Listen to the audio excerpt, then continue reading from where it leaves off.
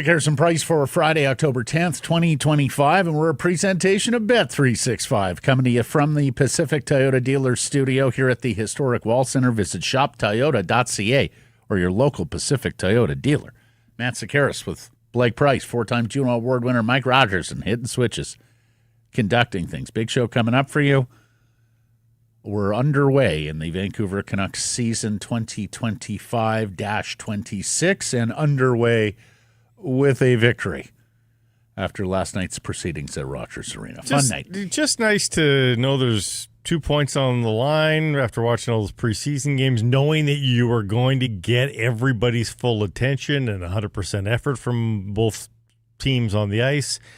And, we talked about the expectations for the Canucks going into that game, just for that game, I mean. Mentioned that the Flames are playing back-to-back road games. The late evening they would have had the evening before versus the Oilers. This was on the table for the Vancouver Canucks to catch a flat-footed and possibly fatigued Flames team. And they did it. They outlasted them, busted through in the third period. It kind of went according to form on paper. Doesn't always go that. In fact, often it doesn't. But that's a nice win for the Vancouver Canucks and scoring 5 goals. I almost brought it up with you on yesterday's show. How many times, despite all the prognostications and predictions that we were going over in the few days before the opener, how many times would they get to 5 goals this season? That was going to be a concern of mine. It's from still terms of entertainment. Yeah, it still is. But tick one off the box. Like they've done it. They've done it. They got to 5 goals. Yeah, well, and I mean, particularly because over the course of the first couple of periods last night, you've got a goal, and I don't know, you carrying play through 2 periods? No, but I thought that the chances that they got were decent quality. But yeah, the puck possession, puck on tape was more in the Flames' favor through the first 30 minutes. Yeah, so you're nervous after 40 minutes, right? It's a 1-goal game, and I'll remember what happened last year in the opener against Calgary with that barrage of goals. Anyways, they pull it out. Let's get to our Redwoods Golf Course poll question. Best development from opening night. You can vote for Filip Chytil and his 2 goals, for Jonathan Lekkerimäki scoring, the rookie, for Demko being all the way back, and he looked just in beautiful form last night. Or vote other and specify in reply if you do so at the Sakaris and Price X and YouTube channels. Where did you cast your vote? I think Demko being Demko is the biggest story. Ultimately, you can way overachieve in this league, certainly in the playoffs, but even in the regular season, if you have great goaltending. And I think Kevin Lankinen will be average at worst. And if Thatcher Demko can be spectacular, the Canucks will win a bunch of games that they don't deserve to win. I think ultimately on the judges' cards, I think they deserve to win last night's game. But there will be other games going forward where, Kiefer Sherwood's not scoring from way out. Brock Besser's getting stopped on that goal. The second Chytil goal doesn't go down like it did, and you've only got 2 goals on the board, and you need your goalie to stand on his head, and Thatcher Demko has now shown that he is capable of standing on his head again. It was between Chytil and Demko for me because I think you can argue that both of them are linchpins to club success this season. Yep. I think Lekkerimäki can certainly help and change the equation, particularly if the offensive troubles that he's cherry on top. Exactly. Yeah.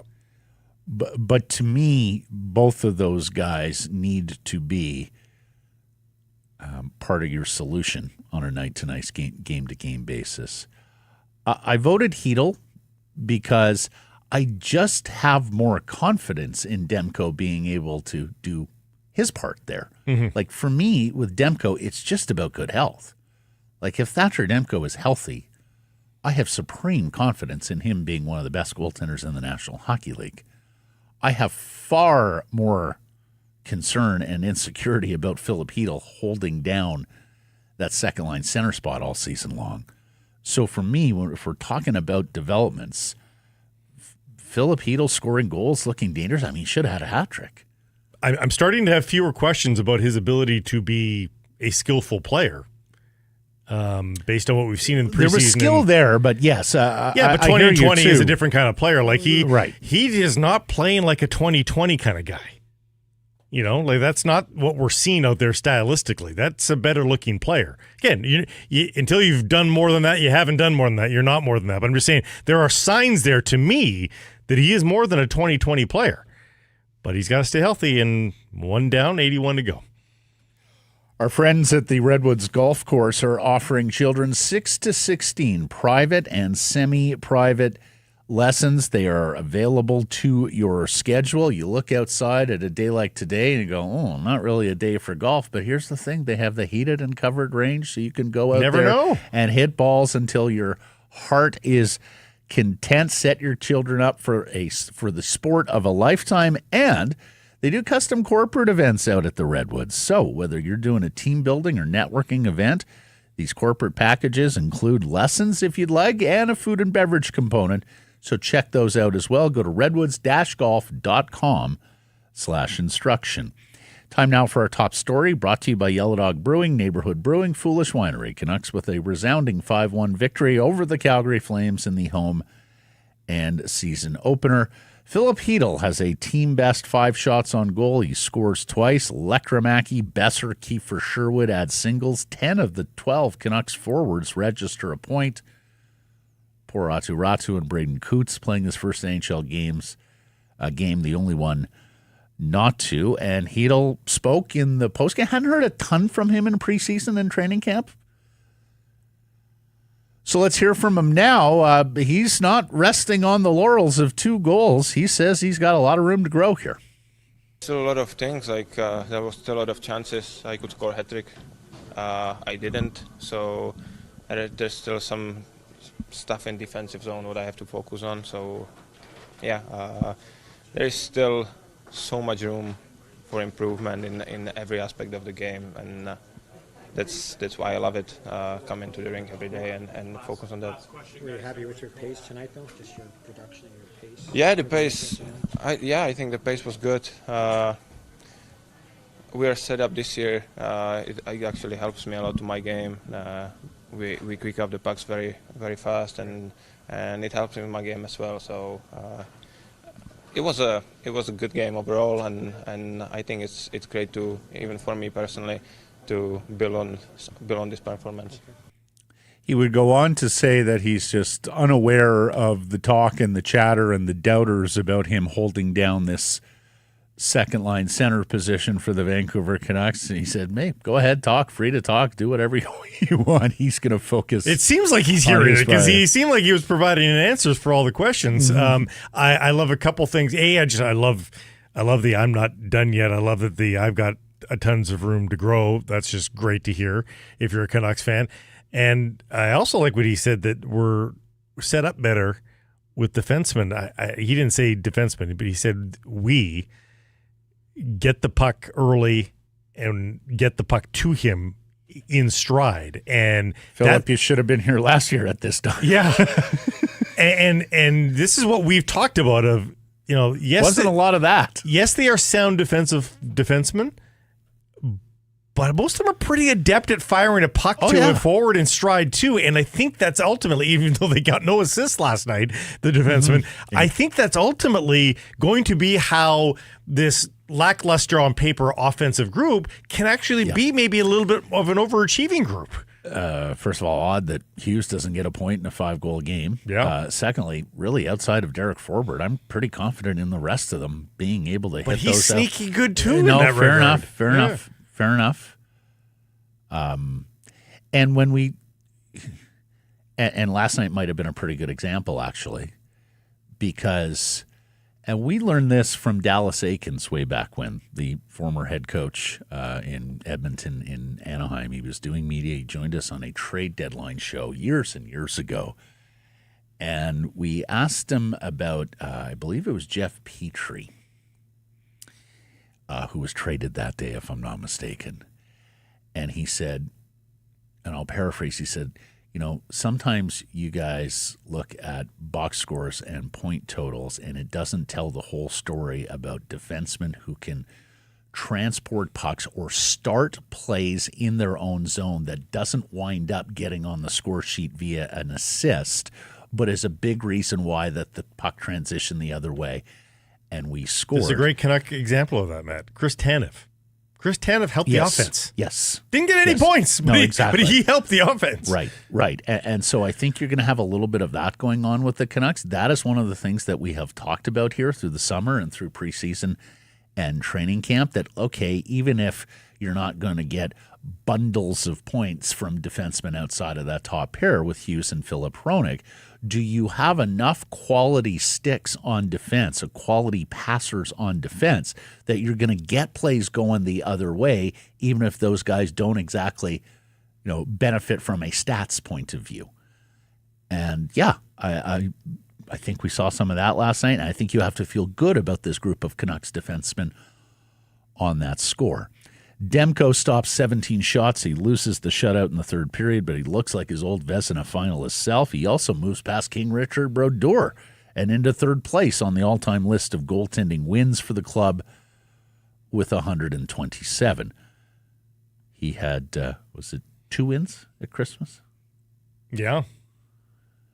Adam Foote gets his first coaching victory in the National Hockey League, and he talked about how they overcame a sluggish start. Here's Coach. We hung in there. They played last night, obviously, and I felt like they had a little bit more jump early. We were playing all right, but it just seemed like we never jump early in the game. So we were able to hang in there. Denver played well, and I felt like when we needed that second goal to really settle the nerves down a little bit. And once we got that, it seemed like we played with a little bit more confidence. Yeah, agree wholeheartedly on everything. And it's understandable, as he outlined. I mean, at this point in the season, having one under your belt is a huge advantage over a team that has not. So pretty understandable that they got off to a slower start, but they found it. Yeah. Okay, so hits to and from an E. Patterson. Yeah, but Elias escapes and injury. Eli both active. Elias escapes injury on what was an awkward and dangerous fall into the boards after a hit from Calgary's Mackenzie Weegar. And then DPD, Elias Patterson, hits Connor Zary similarly, but also gets just the 2 minutes after the review. And I saw our friend Tyson Cole from Canucks Army, and Tyson also going to fill in on RinkWide this year alongside Jeff, wondering if this was, you remember this play from last year, Blake, where Zary goes headhunting on EPD? I think he might have taken a number. I think they got both calls right. Yeah. And there is a substantial amount of discretion that is handed to and empowers a referee in those scenarios. I saw Joey Kenward tweet this out about the rule book, that there are so many variables at play in the boarding call, 2 or 5 minutes, that the referee has a unique or a rare amount of discretion available to him. And I think they got both calls right. When I first, I don't know about you, but when you see those sorts of plays and they announce either 2 or 5 minutes and you have that knee-jerk either, ooh, think they got that wrong, or ooh, I think they got that right. When I heard 5 minutes immediately on the Weegar hit, I went, oh. It just didn't look and feel like a 5-minute major. To me, I was very clear or deliberate with my wording on my tweet in the moment. They had yet to finalize the penalty, but I tweeted, "Wow, that was an atrocious impact for Elias Patterson." Correct. Because Correct. That's what took your breath away. Right. But the play, I didn't want to. It wasn't a hit from behind. It was not a hit from behind. No. And I thought Patterson was very honorable about it in the postgame. Quote, "Those hits happen all the time. I dropped it to Best. It was a bad drop. I think I reached for it, and then Uyghur hit me. I don't think it's a bad hit at all. It's just bad timing. Didn't love him getting up and yeah, but he does that head bob thing all the time. Like Yeah. his rookie year, he used to make me think he was concussed all the time because of how much bobblehead was going on. Yeah. After plays, and particularly plays in tight quarters. Honestly, I could have seen a world, I think because of the injury and him leaving, they felt I could see a world where that's not a penalty at all. Yeah. And good on them. They got it right on review. The process worked. We'll talk to Jeff later. I think the process can be improved in the National Hockey League by just calling a penalty, not specifying 5 or 2 minutes, and then going to the tape. Mm-hmm. The reviews weren't too long, Nope. right? Like it happened. No, it was all doable. Yeah, so honestly, well done by the men in stripes last night and the two referees coming to those conclusions and moving the game along. I think they got the calls right, and they did so in a timely manner, and that's all you can ask of referees and officials in that spot. Surrey's Arshdeep Baines picks up an assist, has a hell of a penalty killing shift with a couple of blocks and breaking up a pass when he's the last guy back. That's what he needs to do to be an NHLer. There were some mistakes out there. Adam Foote's going to note one here in his comments we'll get to in a second. There was some culpability on Arshdeep's. I mean, he's just wholly out of gas on the Calgary goal. Chasing. You noted that there were a couple of times he wins the puck battle and then just instantly gives the puck back. But I think if you looked at the 12 forwards, if not the 18 skaters in uniform for the Vancouver Canucks last night, I think the one you had the most worry about was Baines because he was... No resume. Very little resume. Mm-hmm. He's on a good line. He's on a line that's, got to be a part of the solution offensively.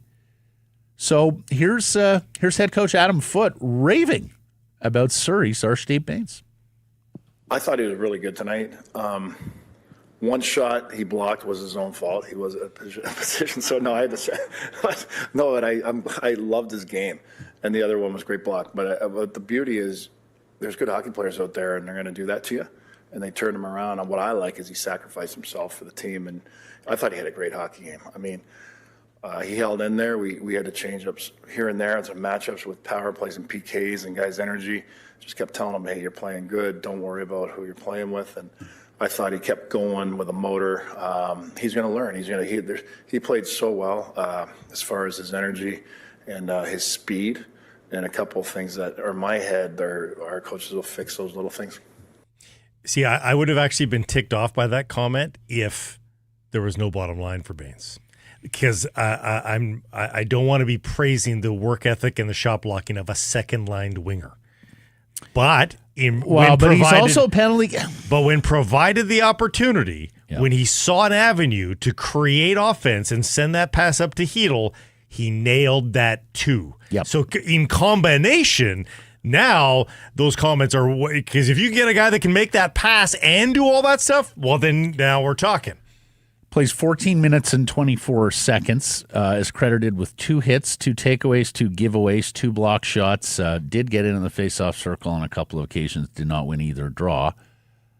He did serve as one of the 4 primary penalty-killing forwards for the Vancouver Canucks. This was an area of concern as well, without Teddy Bluger and, of course, without Pius Suter, who was their primary penalty killer last season, signed with St. Louis as a free agent. We'll see him Monday.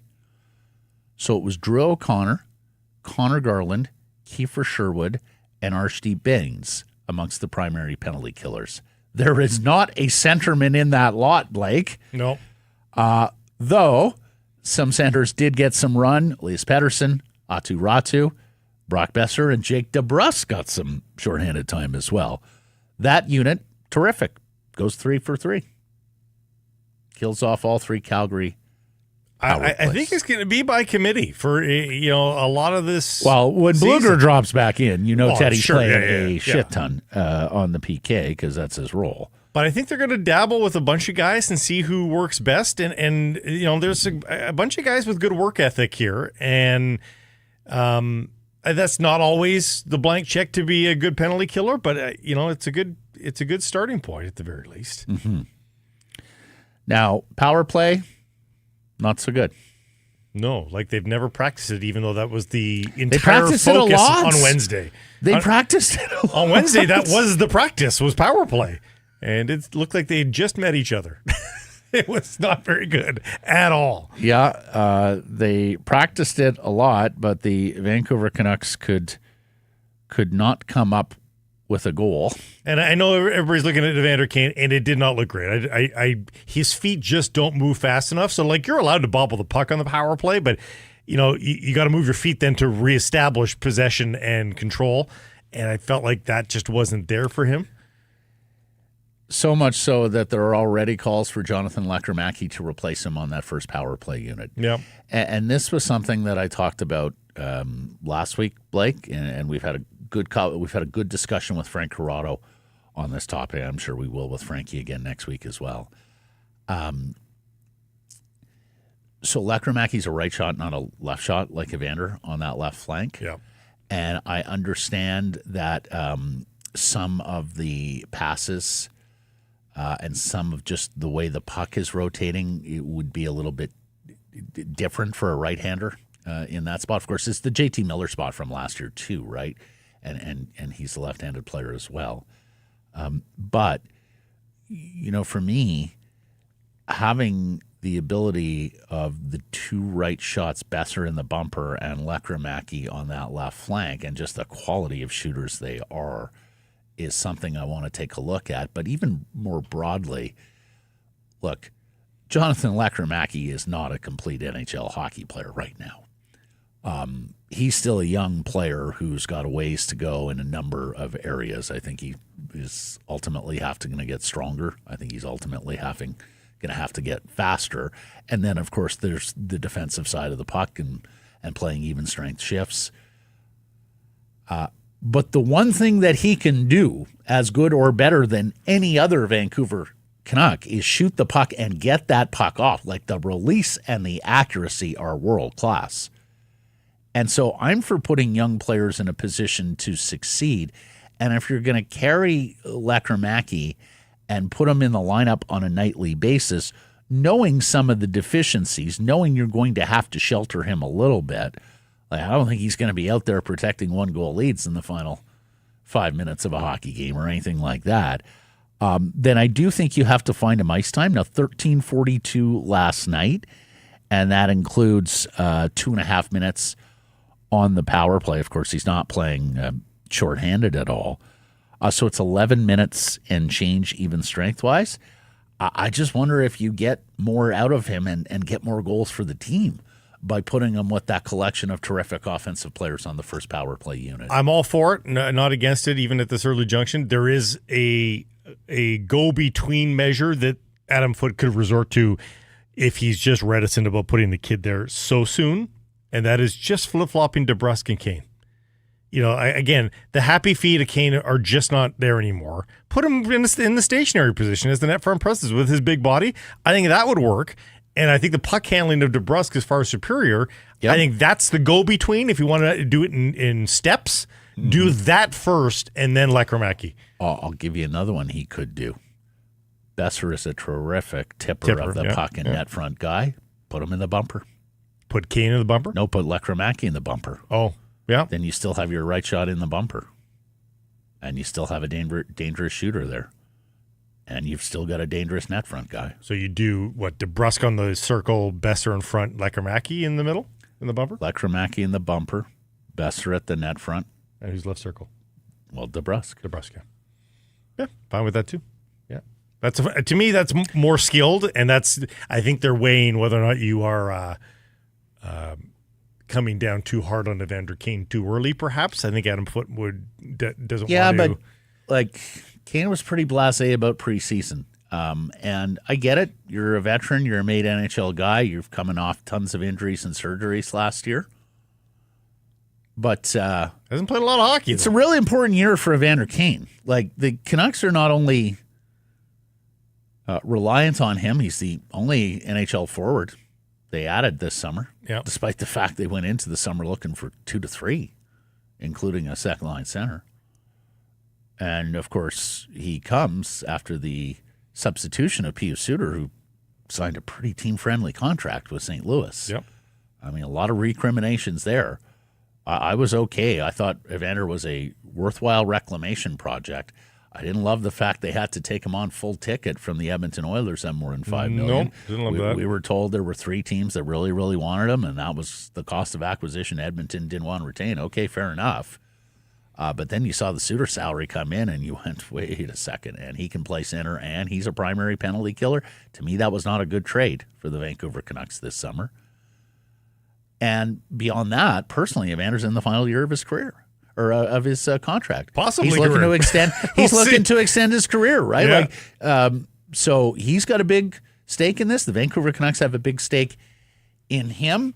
I was willing to give him the veteran card through preseason. I mean, he said he didn't even fancy playing a single preseason games.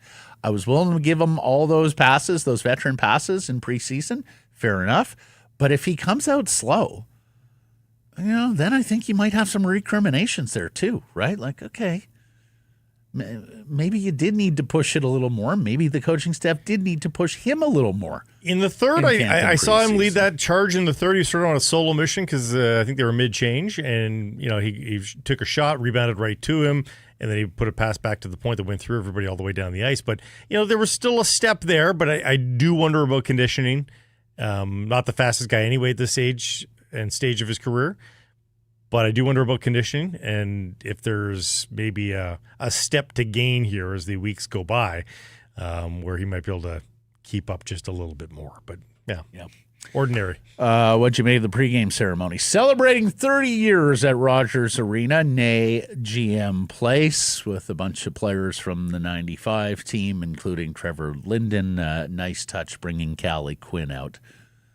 To represent her late father. I'm surprised you do that on opening night because you could have done that on another night and sort of kept the festivities spread out just a little bit. Like, make every night special if you can. You've already got a special night. It was the exact 30. Was it? Is that the idea? That was to the day. You could have done it another night. Yeah, no, fair enough. I actually those white skates, baby. I was interested in Lyndon's comments in the intermission, however, where he said when we first got here, we were sort of like, meh. They didn't feel like there was personality. I think what he was saying was it's not home. The Coliseum was home. Yeah, for sure. And it took them a while but he's jealous of the fancy digs that they've got now. Oh, as is every hockey player from that era. Yeah. Some more than others, depending on where you are. Well, and just so everybody knows, because, Blake and I have had the occasion, even buildings of that vintage, GM Place, Rogers Arena, did a horrible job with visitor dressing rooms. Oh, God, so tiny. Like, I mean, please tell me it wasn't tactical and gamesmanship. Oh, it was. Because it was just, that's so petty. But you Boston. went from these horrible old rinks, and I say horrible, like the Forum and the Garden and the Coliseum. They all were filled with memories from local hockey fans. Some hosting more success than others, so there was an emotional, sentimental attachment to them. The visitors' dressing rooms at that time were dreadful, but you can't really blame facilities that were being built in the. Well, you don't need fancy, but you do need a minimum size. Well, yeah, that's it. They honestly would not look too dissimilar from dressing rooms that you're accustomed to at recreational facilities, not at all. Public facilities. And then you move into these newer buildings, like in the 90s era building, and the home team had this, for the time, very lavish dressing room and digs, and yet they would continue to cram the visiting team into these little shitty spaces that weren't functional in the least, that had no bells and whistles. Did you? I could not believe when we, first of all, I thought the TD Bank North Garden in Boston was just about the worst facility I had ever worked in. I could not believe the building was as modern as it was when we had to cover that Stanley Cup final. Poor Canucks falling all over and themselves. I covered some Leafs games in there previously, and I was just like, oh my God. Like, it's, first of all, you got to take 2 separate elevators. They didn't have a single elevator that goes up and down to every floor in the building. I'm like, in what world? Like, who designed this fucking place? Yeah. And then you'd go into the visitors' dressing room. Postage stamp, yeah. Do you remember those crushes in the Stanley Cup final? Oh, it was ridiculous, yeah. Like, I can still smell the body odor of some of the reporters that I was pressed up against in those scrums. And then they'd put the carpet down. You can't touch as well. Did you hear Artur Shilov's talking yesterday? I missed him. What did Artie say? He gave a 60 to 90 second answer. Oh, man. On the fabulous practice facility that they have in Pittsburgh. And how well taken care of. We don't have to move our stuff. Everything's right there. You want to go work on your game, it's available to you. Yeah. He said we didn't have that in Vancouver. We had to go to the university. Oh, no. Are we a little precious? Are we a little bougie, Artie? Hey, you can call them bougie and precious all you want. Their scope is what matters. And it matters to them.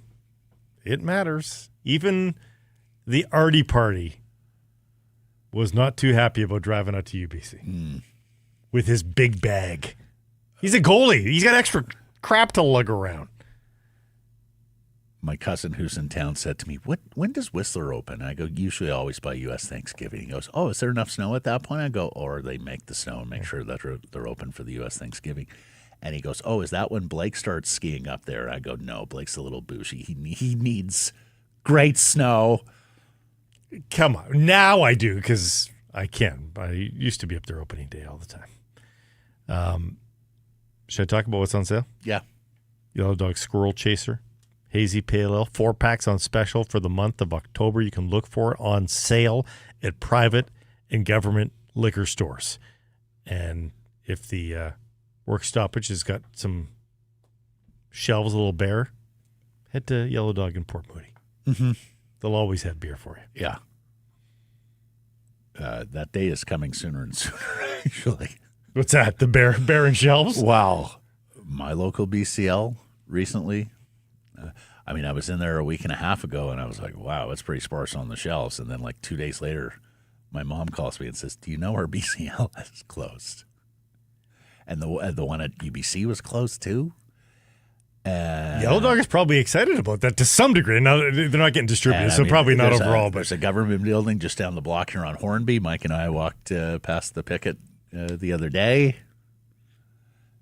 In fact, I was in the elevator today at Walser with a woman who was on picket line duty. Mm-hmm. Yeah, they're just down the block here. Yeah. So the Canucks are on to Edmonton tomorrow to face the Oilers, a Oilers team that lost on opening night to these very same Flames in a shootout. They blew a 3-0 lead. Is Thatcher Demko starting? I'm going to guess he does. If they were going down to LA on a one-off road trip or Seattle, I don't know that he does. I think Adam Foote wants to put forth a pretty 1A lineup. And again, it's not to denigrate Kevin Lankin. He's a great backup. But I think, everybody knows what Demko is and the fact that he looks so good. You want to protect the house against Connor McDavid and company. I think so. I think you go. And it's also, we've sort of haven't talked about this in a long time, but, we used to reserve the weird start times for the backup. It's a weird start time on Monday. Kevin Lankinen starting on Monday. That's the way I would go. Because the number ones used to have the routines. You didn't want to ever disrupt the routine of the number one. Mm-hmm. Kevin Lankinen on Monday, 4:30 puck drop. I'm just trying to think. I'm going to look it up here. Bear with me. But that game, yeah. Lankinen gave up 7 goals to the Oilers in their first meeting last year. Yeah, that's right. They do-side-doed. Normally, they got obliterated by the Oilers last year in, when was it, November? I am the most sensitive to November. To let's not overplay Thatcher Demko rhetoric. I'm very sensitive to that. As am I. Wholeheartedly agree. As am I. But, after 3 games, somebody's going to have to have played 2. So, in this case, let's just have it be Thatcher Demko in that order. Yeah, gave up 7 goals to the Oilers in the first meeting last year. That was here at Rogers Arena. And Demko actually beat one of his first wins last year. in January. Beat the Oilers here at Rogers Arena. Then they went to Edmonton later that week and gave up 6. Want to avoid that. Yeah, because they had done so well against Edmonton, including in the playoffs. That was Demko in goal for that night. So anyways, the moral of the story is Edmonton is still really freaking good offensively. They put up 7 and 6 months against the Canucks last year, so I'm going with the and starter. McDavid was coming. flying versus Calgary. Like, say, Yeah, they yes, lost the game, but yes, he was. McDavid looks like a determined fella to start. Let's get to our menu. It's brought to you by Räty, and we're going to be there tomorrow for the first Canucks Army, all one word, watch party of the season. Why not? We have done this several years in a row now. The first Saturday of the hockey season. Let's go out. Let's have a party. Let's meet. Let's greet. Let's commingle with friends. Vancouver takes on Edmonton. It's a full-on celebration. The Canucks Army crew, RinkWide guys will be there early. Blake and I will be there. It's hosted by David Quadrelli of Canucks Conversation. You've got the game on every big screen. You've got game day specials. You've got giveaways and surprises all night. Doors at 6. Puck drops 7. Grab your crew, rep your gear, get ready for the season opening party that only the Army can pull off. Tickets are free. You just have to register at nationgear.ca. So register at nationgear.ca. Make sure we got room for you. Jeff Merrick's coming up next. Is that right, Mike? Okay, Jeff Merrick is going to join us. Jeff joins every Friday. We talked to him about the Canucks game last night, what he saw, what he liked. Here's the thing. We haven't talked about this in a while outside of, might be very, very difficult in the early going to pinpoint a team that will be ready to sell. Buffalo lost 4-0 on home ice last night, were booed off the ice by their fans, and lost Quinn Hughes' BFF, Josh Norris, to another injury. Sounds like an oblique injury. Could be months. Not good. Buffalo was one of the interesting situations to watch going into this year because, of course, they've been in the forever rebuild. Now, they're not Chicago, San Jose terrible. No.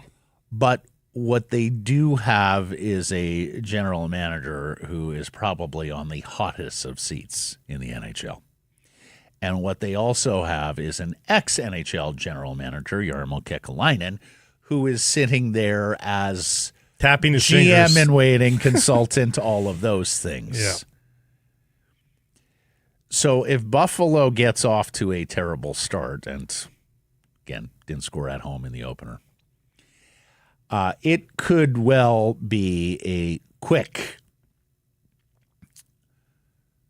process of unloading players there, making trades, new general manager with his own vision for the club.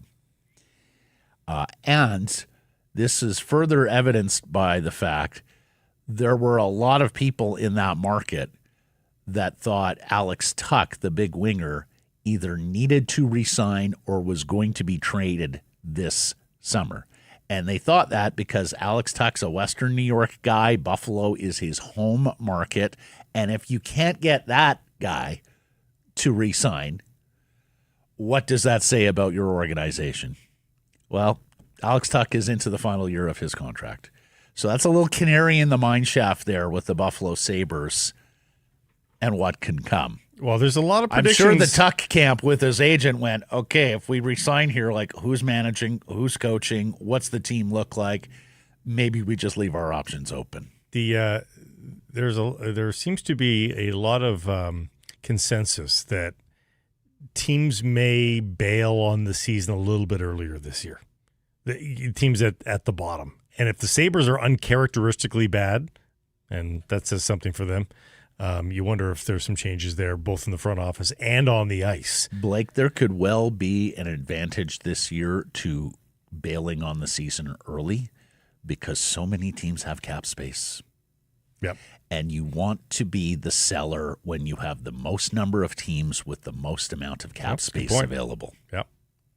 We haven't seen this in past years because we were either flat cap or incremental increase. And so in a lot of cases with contenders, it was dollar in, dollar out to begin with. Only so many had cap space available to go add the big ticket player without having to move salary back.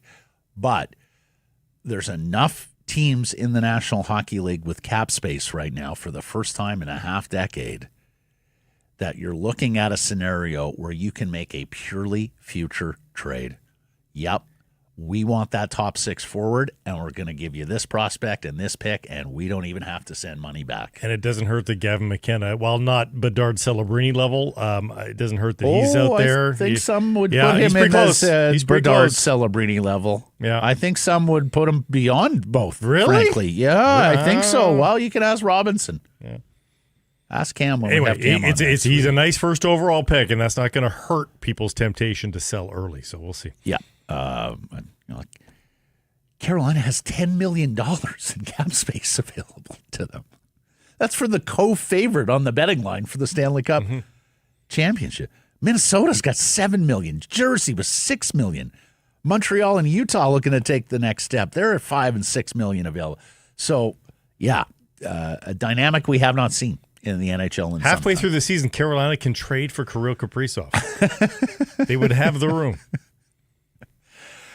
So Merrick's going to join us, then JPat. We'll get into what is a huge, huge day for baseball down the I-5 in Seattle. Not to mention the Caps in Orlando tomorrow can move back into first place. And the BC Lions going to be very interested observers around the Canadian Football League this week. They're on the bye, but much can happen around them that's going to affect their final 2 games of the season heading into the CFL Grey Cup playoffs. They're calling it the Grey Cup playoffs now. We used to always call it the CFL playoffs, but then now they like Grey Cup playoffs, yes. I think just like Stanley Cup playoffs, right? Yeah, I guess so. Let's get to today's bets of the day, brought to you by Bet365. I pushed on the over last night. It was 6. Did you win it? No, you had Hughes points. Okay, so I'll go first. Great work by the Canucks power play or penalty kill last night, but I'm still worried about it, especially against that vaunted Oilers power play. So I'm going over on the 6 goals again. I don't get quite the payout today as we would have yesterday. Over 6 goals is at -110. So because we pushed yesterday, we're going to try we're going to double up. We're going to go with exact goals as well. 6 exact goals in the game tomorrow at +375. I'm going to look at the Canucks and Oilers and look at the goal. Not for any prop on the goalies per se, but as a reason to go with the Canucks on the money line at +145. Because no matter who the Canucks put in goal and no matter who the Oilers put in goal, the Canucks have the advantage.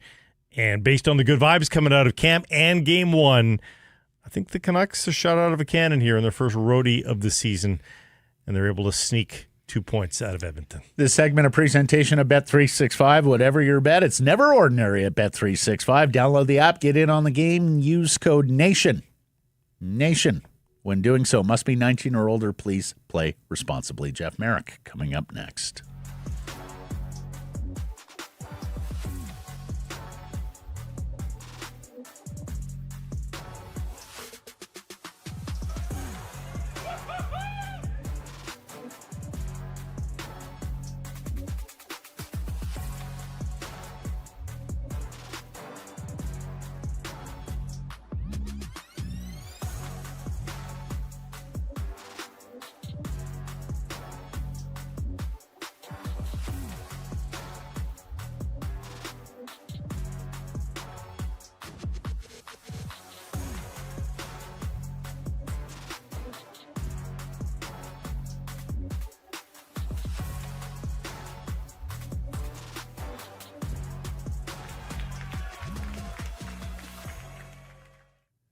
It's Harrison Price from the Historic Wall Center, and the show brought to you by Simply Spiked. Simply Spiked is simply delicious. And it's funny, despite the fact that summer's over, I don't find the hangouts with the friends is necessarily slowing down. People love to get out there and Yeah, hockey season will bring Baseball us together. playoff season is bringing us together. We got you know all what? sorts of things uniting us. A crisp hangout outside around a fire pit or something like that. Also, chef's kiss in the fall. So make sure you've got enough Simply Spiked on hand for your next get-together with friends and family. You got the spiked lemonade, spiked peach, spiked limeade, all containing real fruit juice, 5% alcohol. It's the perfect refreshing drink for your next get-together. It pairs together with every food, every kind of friend, the loud ones, the quiet ones. It's all great. Pick up Simply Spiked at your local liquor store for your next hangout. Must be legal drinking age. Celebrate responsibly. Which one am I?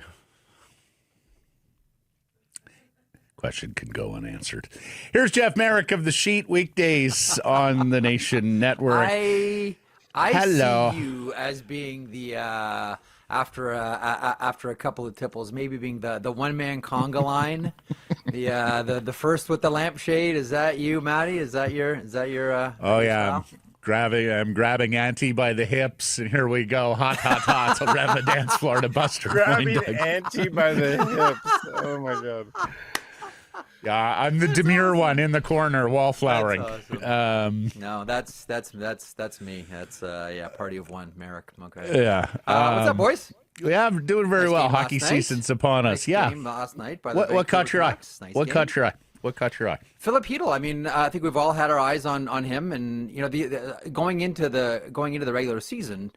I think we were saying this last time. Like everyone that you had questions about looked good. Whether it was Chytil, whether it was Lekkerimäki, whether it was Mancini, whether like Braden Coots, like everybody looked good. So you say to yourself, okay, is this legitimate? Is this fool's gold? Is this a mirage? Now, the thing about last night's game is, and you never, what's the old saying? Never critique a win, son. Never critique a win.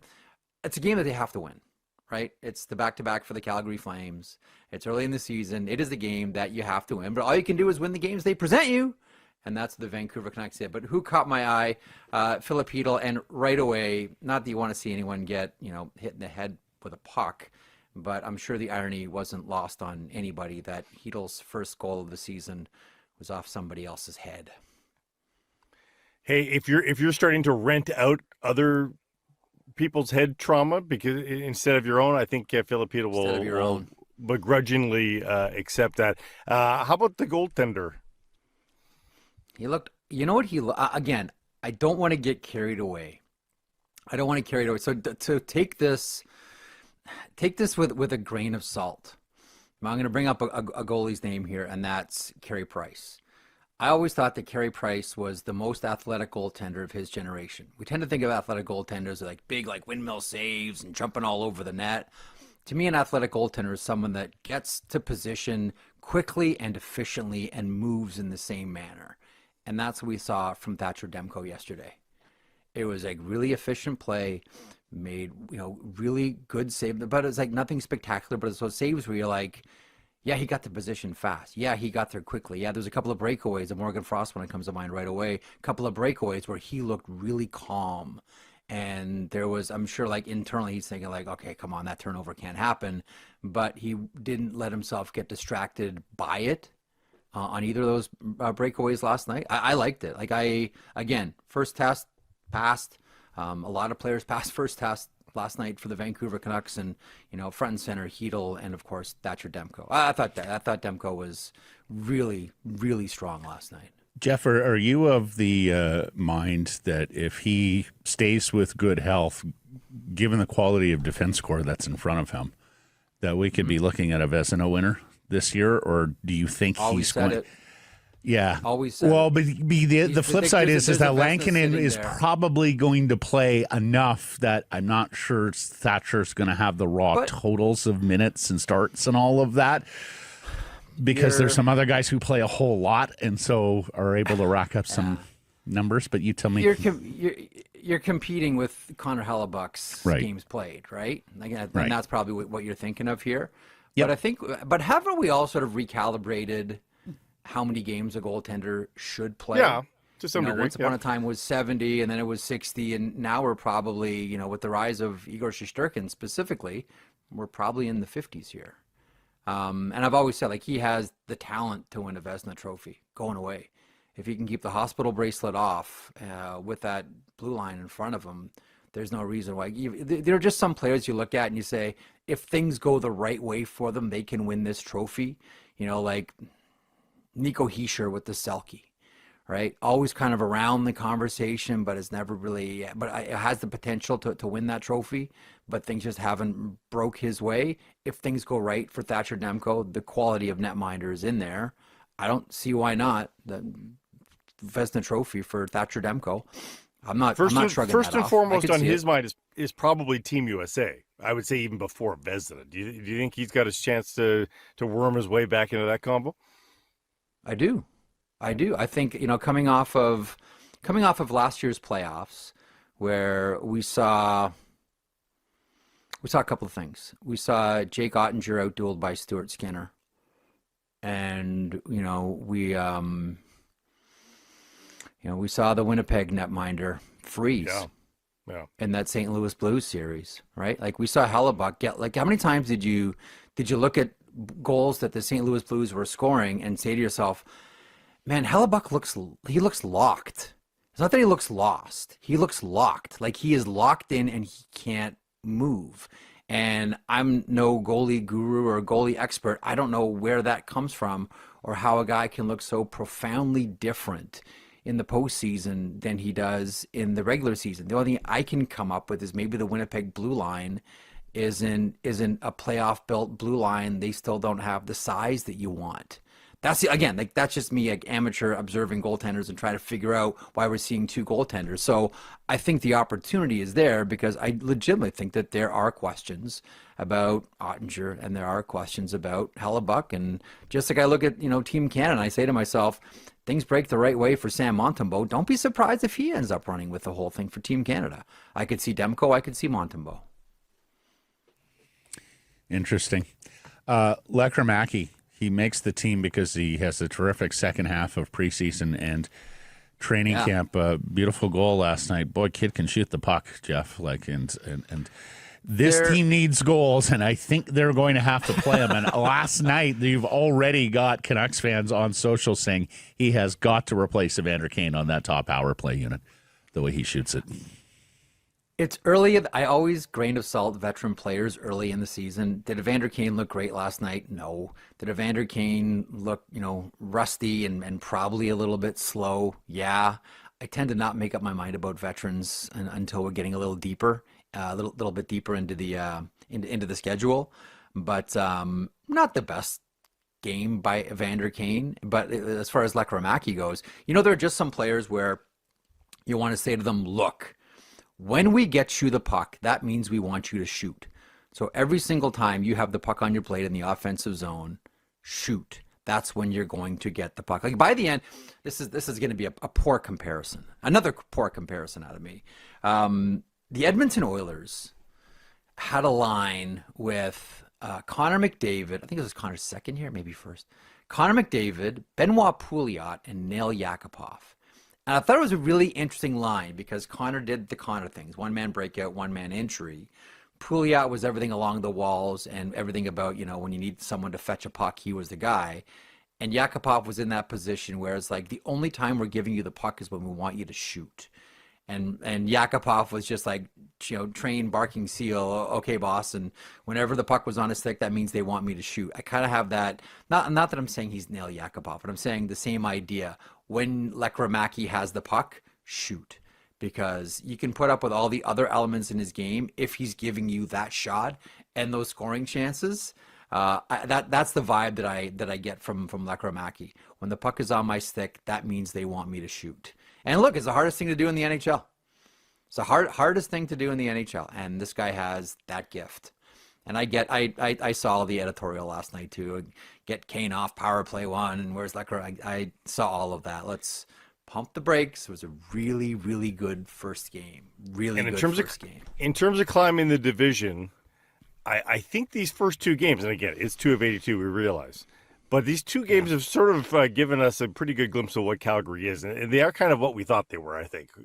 I don't know that they deserve the 2 points.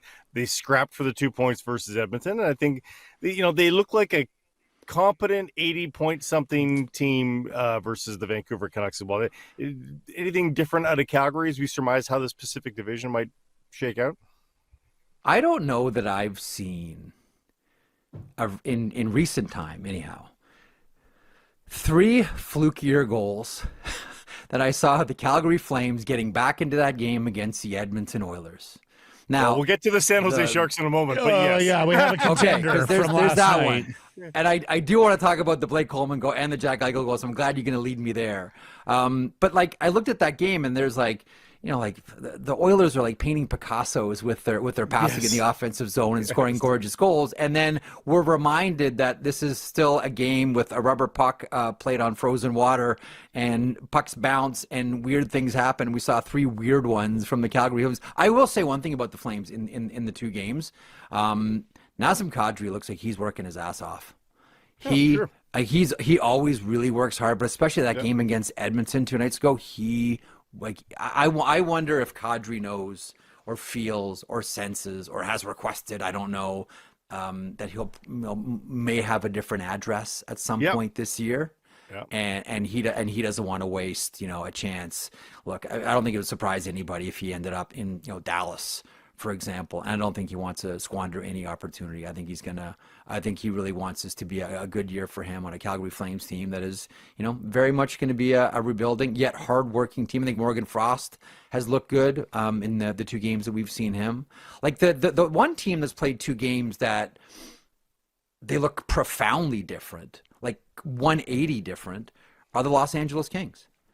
Like that, the opener, LA was awful. Now, mind you, Colorado played great, but LA was like they were terrible. They got nothing going any of the 3 periods. Colorado was doing whatever they wanted, and then they spin around and stick it to the Vegas Golden Knights. And you're like, this is 2 completely different teams. And all of a sudden, you're looking at LA, and you're really asking, to your point, Blake, like, I know it's only 2 games, but what can we read into them? The one team that's, Jekyll and Hyde so far in 2 games are the LA Kings. We've seen both extremes out of them. We haven't seen both extremes out of Calgary, but we've seen both extremes out of LA. 2 games in. 2 games in.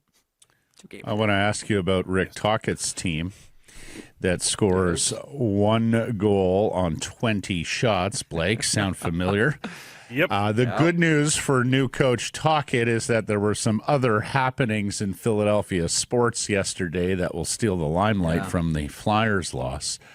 But what's your forecast for him? Because it sounded like he wasn't too impressed with training camp either. Yeah, no, I know it feels like the Flyers rebuild has been on for a while, and that's because we've already, seen a coaching change, and every season with John Tortorella feels like 3 seasons. But I think we tend to forget that, to be honest, like this is still a rebuilding team. Yes. Right. Like, and with Tortorella, there are so many stories and so many sideshows and so many storylines to follow. The seasons don't just feel like one season, but let's not lose sight of the fact that this is still a very, very young team and a developing team, and they have a great pipeline. They have some really good players on the horizon. I think that Alex Bumpkid is going to be fantastic. I think we all think Porter Martone is going to be really good. You look at their draft last year, everybody is 6'5". Like, they're going back to Old Orange with this team. I think the Trevor Zegras addition is going to help specifically on the power play. I was making a joke with someone towards the end of last year after Tortorella and Rocky Thompson both lost their jobs, and Rocky was in charge of the was in charge of the power play. And what's the first move they make after getting rid of Rocky Thompson? They bring in the guy, like literally the guy that John Tortorella and Rocky Thompson wanted in Trevor Zegras, and they have the shooter on the power play all of a sudden. So that's going to help. But I try not to lose sight of the fact that they're not the Pittsburgh Penguins are not the only, even though they're 2-0, the only redeveloping team in Pennsylvania right now. This is still a young Flyer squad. And we were talking before we hit record here, Jeff. But look, it's 1 game, or it's the first week, so plenty of time to go. But yeah, Buffalo gets shut out, loses by 4 goals in their home opener, booed off the ice. Detroit loses by 4 goals in their home opener. San Jose somehow finds a way to lose that game against Vegas, even though they got a guy going for Young the team. open. It was like Young the team. biggest open net miscue since Patrick Steffen. You just look around on a very small sample, I will acknowledge, and you just say, yep, the dregs of the NHL are still the dregs of the NHL. The misery continues in all of these markets. Although Chicago's played really hard and been in both of their games. And Nashville won last night. I will say that, but should say that too. Nashville won last night. how about Brady Martin, first line center? Holy This time last cow. year, we didn't even think he was going to go in the first round of the draft. Now he's a first line center in the NHL, flanked. What do they have him with? Philip Forsberg and Ryan O'Reilly. No pressure. No. No pressure, farm boy. No pressure, farm boy. And yeah, you're right. Nashville wins. And Josh Norris is injured. The Buffalo Sabres. No, We don't know how. Set your watch to it like almost. I feel bad for him. I know you feel awful for the player, but we all know the hospital bracelet's an issue. And of course, Again, this is you're Quinn right. Hughes' best friend. Only one game. This is only the one gut. game. It's the proverbial only one game, but we all know the history with the Buffalo Sabres. My question with them right now, and I'm not sure how this is going to play itself out. Rochester has their home opener tonight. Alexander Georgiev gets signed by Kevin Adams. Okay, plays a lot in the preseason. Devin Levi plays, I think it was 2 third periods in all of the preseason, and he goes to Rochester. Doesn't really play at all with the big boys, the Buffalo Sabres. He gets put on waivers and he clears. Why was that a contract and not a PTO? Mm-hmm. There's obviously no market. Why would you? And you end up waiving him and sending him down to Rochester. Why was that a contract spot? Why was that not a PTO? Like, So I don't know how the upshot- Georgiev thing is gonna end up, but something that really doesn't sit right. That about was this panic one. about UPL being injured, I guess. Is that what that was? It must have been, but obviously, like, he clears waivers. There's no market for him. Right. So why are you using one of your 50? So is that because we even had the discussion this week? We hadn't had this discussion in several weeks, if not months, to be fair. But when we talked about in-season additions where you're going to get your second-line center or at least some degree of forward, if you're the Vancouver Canucks or one of these teams looking for a forward, like, could Buffalo be an early seller? Yes. Before you even finish with the question, yes. And I mean, I think we're at the point now with the Buffalo Sabres. Like, by the time American Thanksgiving rolls around, how many players are going to be asking out? Like, Alex Tuch hasn't signed. Alex Tuch hasn't signed. His wife is from BC. I think she's actually from Vancouver. I could She be is. wrong. Yep. So, I mean, does that one make some sense? Does that satisfy what Vancouver is looking? I know it's the race for a second line center, there's a lot of talk about, talk around the Edmonton Oilers. That would probably make some sense with their newfound Connor McDavid cap space. And I just mentioned, Devin Levi a second ago. Like, they're ride or die right now with Alex Lyon and Colton Ellis. What? Yeah. With UPL out. What? Mm-hmm. What? Like things once again are just feel really, and I hate to just do this all based on vibes, but man, don't things once again really feel off with the Buffalo Sabres with way more questions than answers. There were people in that market that thought the Alex Tuch thing was coming to a head this summer, that either he re-signed long-term or they were going to trade him in the final year of his contract. And, of course, there was a lot of optimism that he would re-sign because he's from Western New York, like Buffalo would be his home market. And that didn't happen. Okay. Let me go counterintuitive before we leave that. Josh Norris gone with another injury. He's got a modified no trade clause that kicks in next year. He becomes tougher to trade next year, and he's on $8 million a year. Have they already seen? Oh my God, this guy's made of glass. Would they be willing to eat some money on that and move on Josh Norris? If you get Josh Norris at half price, This is going to sound really harsh, and again, we're early in the season. if Josh Norris is getting traded, it's not going to be Kevin Adams that trades him. Yeah. Don't you get that feeling? I mean, Yeah. that is a they got Kekalainen big there, move by right? Kevin Adams. Right. And everybody and listen, when I say people feel it in Buffalo with Kekalainen right there. Yeah. Absolutely. Yeah, he looks like the GM in waiting. Okay, Easter egg time. This this is a holdover from last week when we had that technical snafu.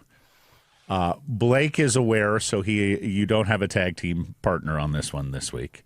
And in fact, do I get Mike? Do I get Mike? Yeah, you don't get Mike. Thanks. You don't get Mike either. And I sense you may have seen this, and so you might know. But should Braden Coots score a goal for the Vancouver Canucks before his 19th birthday in February, he would be the fifth 18-year-old in franchise history to score a goal for the Vancouver Canucks. These are four names, too. Four pretty big names. Yeah. Some of them big names across hockey. Three of them for sure big names for the Vancouver Canucks, and then plus one.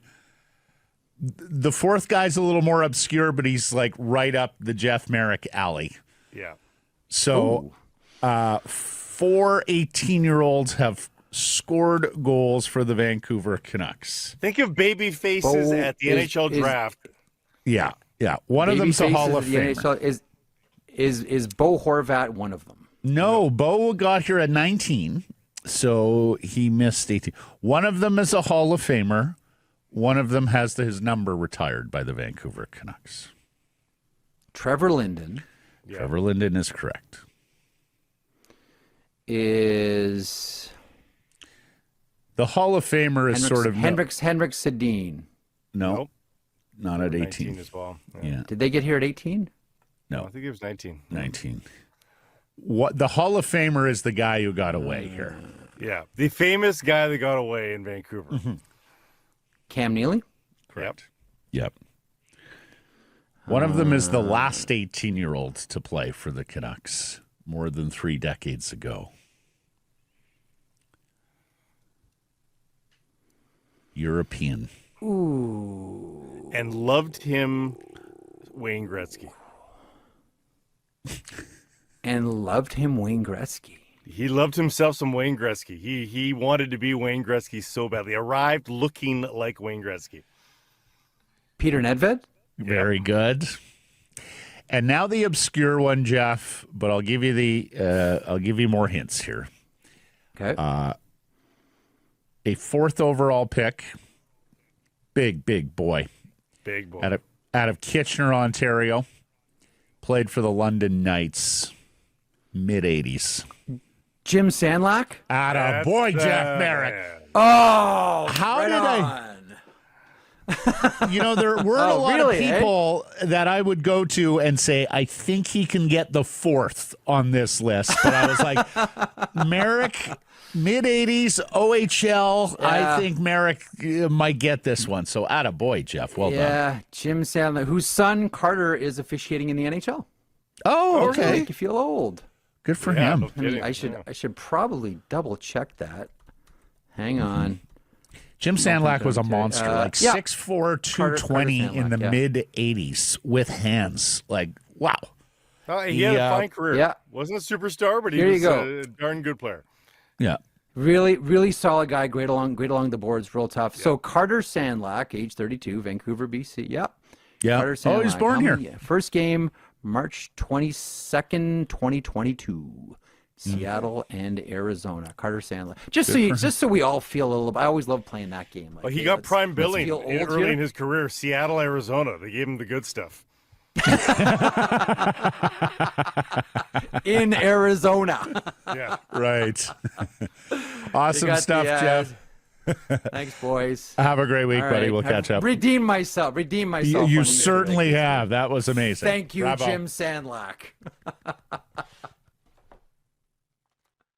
Sick Harrison Price from the historic Wall Center. This next segment brought to you by your Pacific Toyota dealers in the 2025 Toyota Prius plug-in hybrid. This spirited, electrified ride built for enthusiasts. It's the 5th generation hybrid powertrain from the originators at Toyota. Superior battery means you can go weeks without having to stop. No charge anxiety. Charge as you drive. You don't need the charger at home, just a regular plug overnight. 2-liter engine. It gets hearts pumping. Spacious, loaded with safety features. That clean, navigable, and intuitive dash. You know how I love the dash. Oh, yeah. Plus, love this intuition, is too.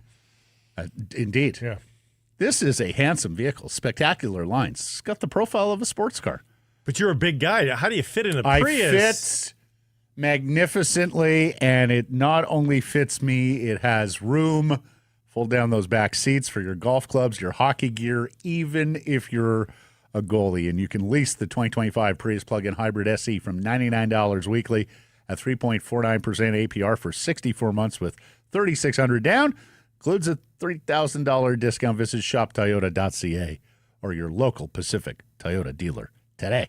Here's Jeff Patterson, the host of RinkWide Vancouver. They were at it last night. Jeff and Irfan Ghaffar recapping the Vancouver Canucks victory over Calgary. Our Canucks reporter who will be back at the rink today for practice. How are you, Jeff? I'm good. And before we talk about the Canucks, how about your partner over there last night? Mid-season form with the jokes after the Canucks took the too many men on the ice penalty. Adam Foote leading the hockey club in penalty minutes. I saw that. Not bad. That's what I used to do. I used to hang over that press box and just be snarky all game long. I miss it. I got you covered. I still do it. Thank you. Appreciate it. Mid-season snark for Blake. Mid-season coverage from Jeff. You say he's saying he's all warmed up. He's ready to go here. He was on Jeff Merrick's show this morning as well. It's fun to be back, isn't it, Jeff? First, it's Honestly, fun. It was. No, yeah. There's something comforting and healing about being back in the rink on opening night. Canucks do a terrific job. Look, it's not a perfect organization. I think we all know that. But one area that they do excel is game presentation, the pomp and the circumstance, the pregame introduction, Trevor getting the pop again last night as he was trotted out there along with the members of that 95-96 team, 30 years celebrating GM Place / Rogers Arena. So it was a fun night, good atmosphere. And then the game sort of fell flat for 40 minutes, but maybe that was to be expected to some degree. The Flames looked a little sharper having played the night before. They couldn't solve Thatcher Demko. The Canucks got one, but they couldn't get a second one until floodgates opened. And I think Canucks did a nice job of taking advantage of a Calgary team playing its 6th period of hockey, plus overtime, plus a lengthy shootout, plus a travel night from Edmonton. If there was an area that it was going to catch up to the Flames, I think it was late in the hockey game, plus maybe a bit of a surprise in Dustin Wolf going back-to-back. But if you're going to do it with a young goaltender early in the season, I think he's probably up to the workload. But I'll say that, look, the Canucks got a couple of fortunate bounces. The Kiefer Sherwood goal, I think Wolf stops that 99 times out of 100. But not that one. And then Filipino, obviously, off the back of Kevin Ball's head and into the back of the net. So take the bounces, run with them. The Canucks did a pretty nice job of that, pulling away ultimately from the Flames in the 3rd period. Okay, before we dig deeper on the hockey particulars, Jeff, the white skate jerseys for Linden and all those 95 guys. Yep. They've brought back the black skate jersey. That had to have been intentional, no? Did they preview something there, Jeff? Because all it did for me was create a groundswell on social about we need those jerseys back too. Yeah, and it is, for as much as they have rolled out the black over and over and over, like at some point, throw the fans a bone. And people seem to love the black skate jersey, so why wouldn't you try the white at some point?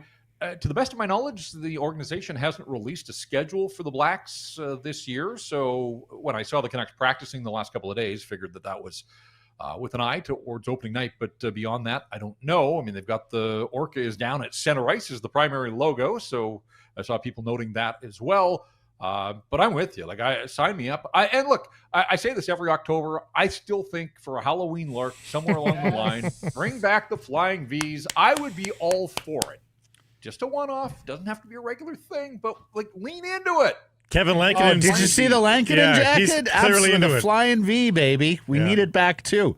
Although I saw some people saying that wasn't the same shade of yellow or gold last. The detectives, the online detectives were hard at work, and it wasn't. It was a little yellower, Crisper. I think. Than, more poppier. yellow. Yeah. Yeah. Mm-hmm.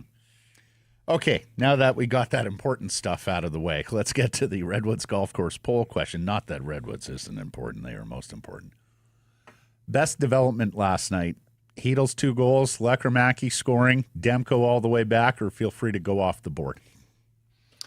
I'm going to stick with Demko because I sort of feel I've been a little bit ahead of the curve here with you guys and just on RinkWide and other shows, really going back to early September when I first laid eyes on him back on the ice. He's looked really good, and there just hasn't been a blip along the way, but that was all preseason and training camp, and that's fine.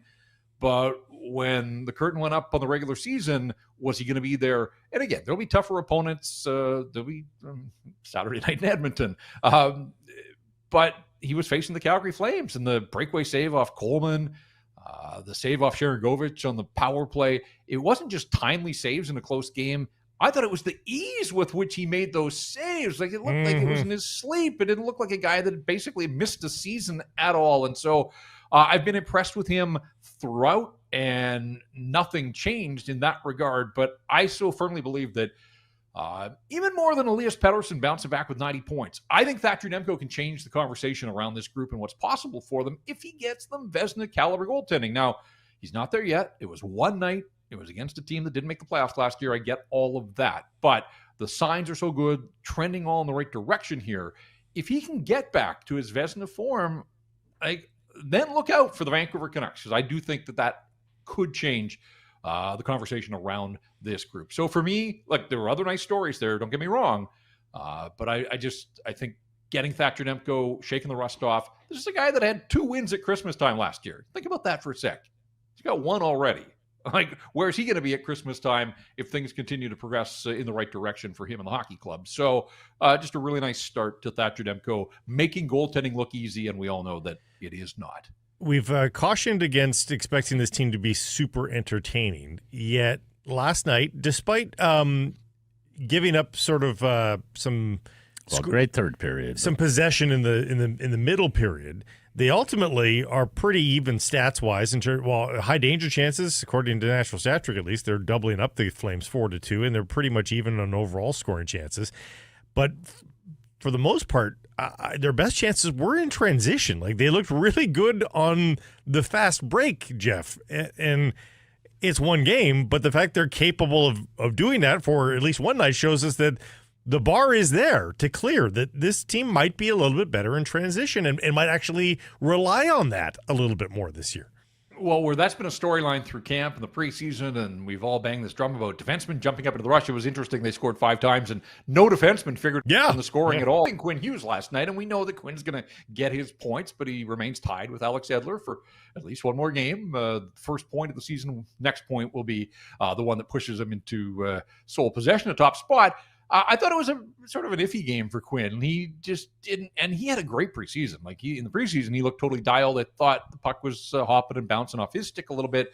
But to your point, when you look at Filip Chytil on a breakaway, and you look at Lekkerimäki scoring off the rush, and the Besser scoring off the rush, and the fact that all 4 lines contributed for them, so they got balanced scoring through the lineup, get a bunch of guys involved. Yeah, quite possibly. Again, it's one game, and so I think we're going to need a couple of weeks before we can truly identify some trends, but where those were the talking points in the preseason, I think they backed some of it up on opening night. So good on them scoring 5-on-5 goals, because you wonder if that's going to be something that they can maintain. Power play was not in mid-season form, but they get away with that for one night, and it can be better, and it will be better. And certainly they got some personnel decisions to sort through about, what is their optimal 5 in that first unit of the power play. So then talk to me about that power play, Jeff. How long do you think the leash is on Evander Kane, and can Lekkerimäki force the issue? Yeah, I don't imagine that you'll see the switch right away, but Kane's got to do better with the puck. A couple of questionable decisions and just blindly throwing pucks to places that teammates weren't, and either clearing the zone himself or just handing the puck away. So, veteran guy, I think he can be better. I think he will be better in all situations, but I'm still not convinced that he's the guy to complement the others on the power play. We know that Connor Garland can play the position there, but I think you would bypass Garland at this stage and go to Lekkerimäki. So Is it going to happen next game? Is it going to happen next week? I don't know the answer to that. I think they'll stick with the 5 that snapped it around pretty good in the preseason, give them an opportunity, but it's pro sport and you got to hold up your end of the bargain here. So I don't think that the Canucks will force anything. I don't think they'll stick with it longer than they have to. It's a long season after all, and I do think that at some point here, Lekkerimäki's going to get an opportunity unless Filip Chytil's the wild card and they want to take a look at Chytil, who, 2 goals, terrific, but this guy can be a playmaker. He's got some vision. He's got the offensive chops. I wonder if at some point, they haven't experimented with that at all through camp of the preseason, but I do wonder if at some point we see Filip Chytil get a look on the first unit as well. Talk about the confidence that guy's playing with, because great that he had the bottom line as well, and he's going to need bottom line, not 2 goals per game, but you know what I'm talking about. But I just love the fact that, that one shift in the third where he was buzzing around with Quinn Hughes and he could have had the hat trick goal. Yeah. I mean, that's a guy that is feeling pretty good about himself, I think. How did he not get that? I didn't ever see a good play of that, but that puck was sitting there and it looked like he had most of the net to shoot at. For me, his night started in the first period. Obviously, it started in the first period. That's not a newsflash. But he absorbed contact and he popped up and actually looked like he was he enjoyed it. It was like, all right, good, I'm into this now. And every time he takes a hit, it's going to be a marker that he's got to pass, and he stuck with it.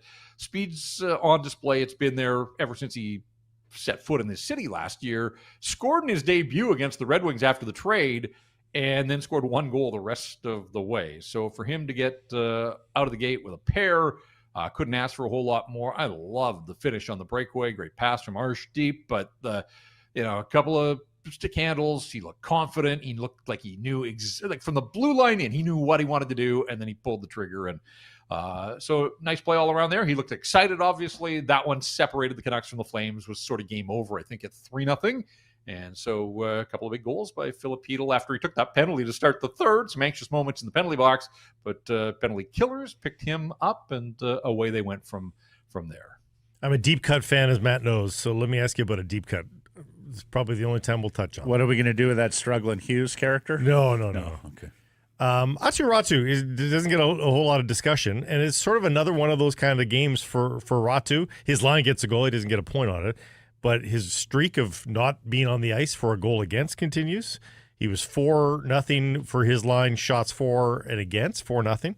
And he wins the Fenwick battle. He's even on the Corsi battle. I mean, he's not going to be asked to produce a ton right now, but he certainly can't be a liability, and he was that at least last night.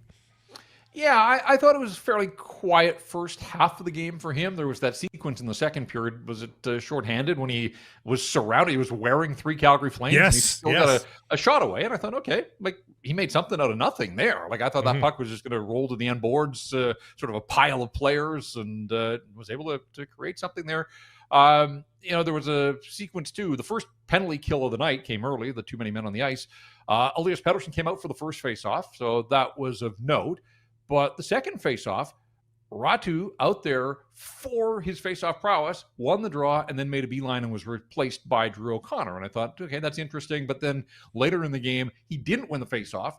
And that's where I think things will get interesting, because in those situations, he's got to be able to hold his own as a penalty killer in the National Hockey League. And he just hasn't done a ton of it at this level. So watched him pretty closely in that regard. Yeah, I mean, I think across the board, it was hard to pick a forward that didn't necessarily pull his weight last night or contribute in some way. So, yeah, I would put Ratu in that category as well. When you said deep cut, I thought we were going to be talking about Drew O'Connor for a sec, but nobody seems to talk about Drew O'Connor an awful lot. He's next question. No. Okay. Okay, I got to ask, what did you think of Elias Patterson last night? He was okay. I don't think I can go a whole lot better than that. I was glad to see him get the assist so that at least he figured in the scoring. He could leave the rink thinking, yeah, I mean, I contributed. I was worried. The hit was awkward, and not so much the hit. I didn't really have a problem with the hit, but just that spot impact on the ice. The land. From, exactly. And so I was worried. Like in real time, he went down and stayed down, and I thought, uh-oh. And then took a while to sort of pick himself up. And then when he left and went down the tunnel, you just don't know. So was glad to see him get back into the game as quickly as he did. There were some moments away from the puck and taking face-offs, penalty killing, those types of things. But when you're getting paid $12 million, you have to do those things, but you also have to do a whole bunch more. And so, part of the power play, there wasn't a whole lot there. First period, his first shot attempt of the night, he just ripped a wrist shot, and there was a ton of heat on it. And I thought, okay, that's a good sign. It missed the net. It wasn't a threat to actually score, but no, he's got to be better. I thought his preseason was okay. Obviously had the one-timer goal in Calgary, but other than that, there were long stretches where you were still waiting for more. And I think after one night, I'm still in that boat. But he is a point-a-game player for one night at the very least. So let's see where it goes. I mean, I think there was something to build on there, but nowhere close to a finished product. And I certainly didn't leave the rink last night thinking, oh my goodness, he is back completely, or he was anywhere close to the best player on the ice. Yeah. So did they get the decisions right? The hit on Elias and the hit by Elias? Yeah, I think they did. And I think the process I think was they pretty did good too. there. I agree. I mean, I don't know that you have, I think it was Patrick Johnson in the press box that said, why don't you say there's a penalty on the play we're going to review rather than it's a major penalty? Just change the process a little bit there. But I mean, I think the way the referees went about handling both of those, and ultimately, I think taking a look at them and getting it right, credit to them. Overall process, though, that's the way we thought, the Canucks would have success this season, right? The defending was pretty good. Overall, they defended pretty well. 18 shots. Not a lot of weak moments defensively. Elias Paterson looked very much at home, and Demko gave them great goaltending. I mean, it's not always going to be 5-1. That game can be 3-2 on a lot of nights, but the process was kind of as we expected, wasn't it? Yeah, I think being mindful of the opponent as well. No, totally. If it had ended 2-0 or 2-1, I think we all would have said there's the blueprint right there. The fact that they ended up exploding for 5 kind of changed the conversation around them a little bit. But yeah, I mean, I still think that is structurally who they want to be, is limit the chances, limit the shots, get the goaltending that they get from Demko or Lankinen when he's in there. So I think from that standpoint, there was a fair bit to build on if you're the Vancouver Canucks and you've been talking it up as a coaching staff. And so for them to see it come into fruition in the first game of the season, Adam Foote seemed pretty happy. Post game, he admitted that his team maybe wasn't as sharp as he wanted in the early going, but got better as the night went along. And so you guys know how it is. They hadn't played since the previous Friday. That was the end of the preseason. These are hockey players, creatures of habit, getting to that rhythm of basically every other night. And I think they'll work off whatever offseason rust was there or whatever they weren't able to work off in the preseason. They'll get better as they go. But saying that, they've got one in the bag and, pick up and move on to the next one. Yeah, Kiefer Sherwood's not always going to score from 44 feet out, but we'll take them on those nights. Yeah, the Flames got 18 shots. They missed 18 shots. The Canucks blocked 18 shots. So good symmetry there when we talk about the defensive play of Vancouver. Okay, you'll have a RinkWide tomorrow with Irf after the game against Edmonton. We'll, of course, all be at Greta earlier in the evening, partaking, a little festive, spread the cheer at the beginning of hockey season. And then you'll join us again on Monday, Jeff, before the Thanksgiving matinee against the St. Louis Blues. Yeah, very weird. Yeah, 4:30 start. I guess that's for television purposes, but hey, they play the games and we break them down on RinkWide. So whether it's 9 in the morning or 4:30 in the afternoon, we'll be ready to go on Monday. And of course, you're right. Next one coming up after the game against the Oilers on Saturday. Carson Price from the historic Wall Center, built by Arborlee. The best plays aren't just on the ice or field. Stay downtown here at the Wall. Enjoy Carson Price perks, rates. Call 604-331-1000. Tell them we sent you. Some blackout dates apply based on availability. The Seattle Mariners played their biggest game in 24 years tonight. ALDS Game 5 at T-Mobile versus the Detroit Tigers, with the winner advancing to the American League Championship Series to face the Toronto Blue Jays. They haven't made the ALCS, the M's, since 2001, when they beat Cleveland in a deciding Game 5 to advance and ultimately lose to the Yankees for a second straight year in the League Championship Series. George Kirby opposes Tarek Skubal on the mound as both clubs have their aces ready to go. It will be all hands on deck here in the pitching staff if they need Luis Castillo, if they need pretty much everyone, but the Game 4 starter is available. Seattle went 3-0 against Skubal, who many would say is the best pitcher in baseball right now this season, including a win earlier in the series. And George Kirby has given them 8 quality starts in his last 13. It's also a favor here for the Blue Jays.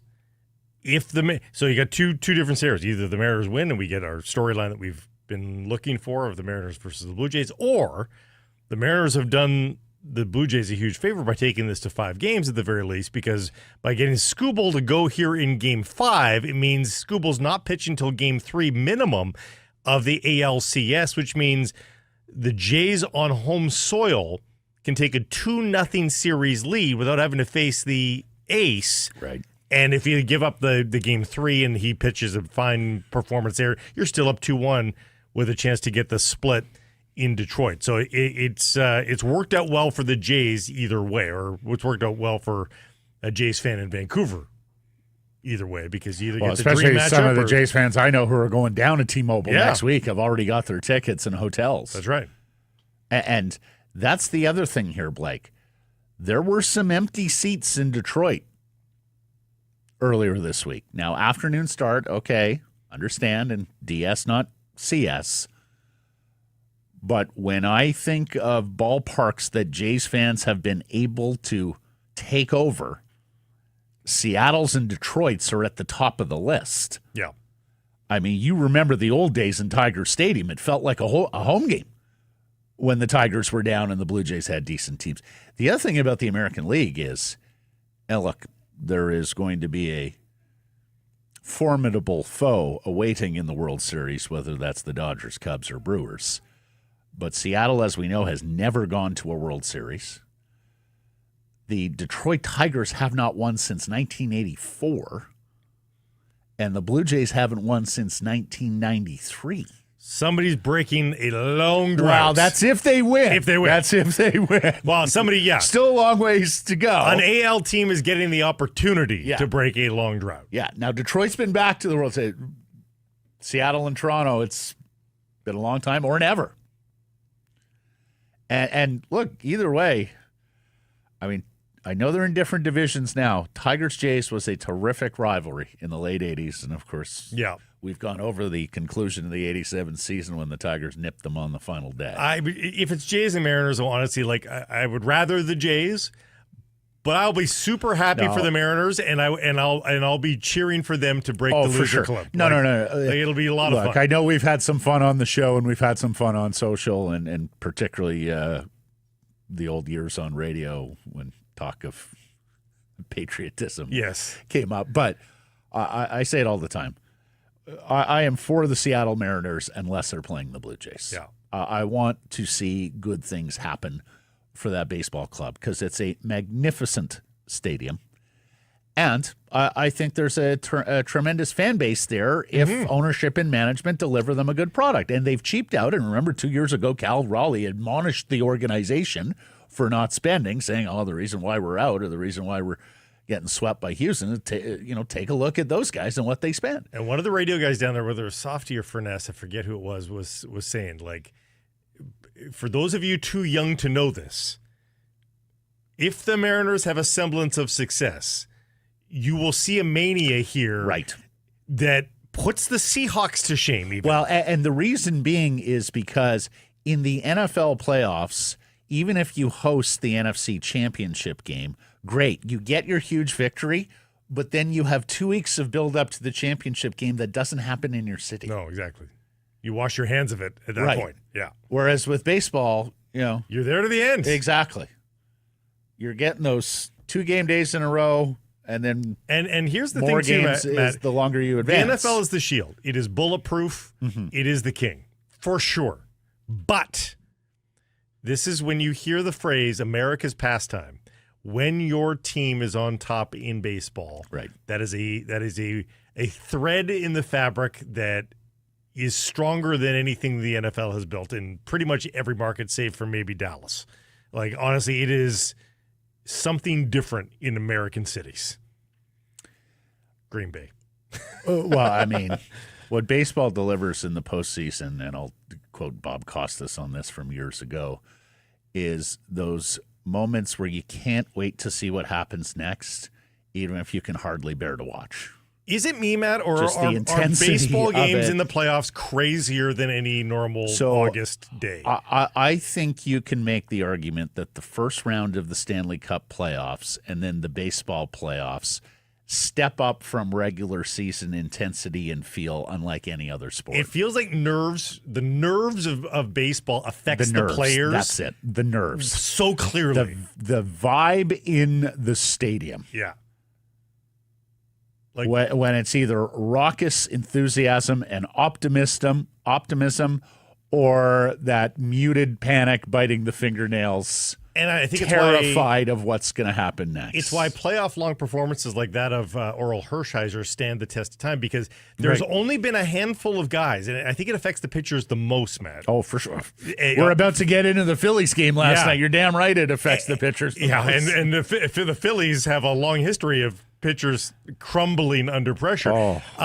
It's why guys like Hershiser and their inability to feel pressure, it stands out. Because Baumgartner, like there's been a number over the years where you just like, okay, this guy is at his absolute tip top when it matters most, and that's a beautiful thing to see. Yeah. Poor Phillies. What a way to lose a game. I mean, you referenced Mitch Williams, wild thing, Joe Carter's home run to lose the 93 World Series in a walk-off, one of only two franchises that have lost a World Series on a walk-off home run. But I think last night could hurt as much. Last night was sad. Oh, yeah, Like, it was because sad. Orion Kirkering, their relief pitcher, who's pretty good, with two blunders in one play, throwing home and then throwing wide of his catcher when he had an easy force play at first base to get out of the inning and extend the game. I mean, we're already in extra innings. Yeah.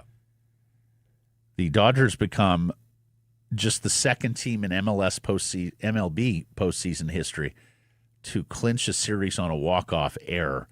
The other came actually 9 years ago, Blake, when Rougned Odor, Aaron throw to first on a double play. Josh Donaldson came around and scored for the Blue Jays to win that ALDS. I don't know about you. I'm not typically someone who seeks out those watch pods where you watch others watching the game, nor even the post-game reaction videos, but holy cow, some of those Phillies fans last night and some of those streams of guys watching the game and watching that in real time. Oh. Why? Of course, not exactly the most sensitive or understanding market, Philadelphia. I feel bad for the young And then man. in the end, we see the replay too, where he made the wrong decision to go home, but in the end, if it's a decent throw and the catcher gets it, they get the out. Kim doesn't touch home plate, so That's you had two swipes at him. Like, Kim comes back and eventually does, but you would have had two swipes at him. Yeah. In real time and then on the return to the plate. So they get him. For sure they get him if it's a halfway decent throw. Yeah.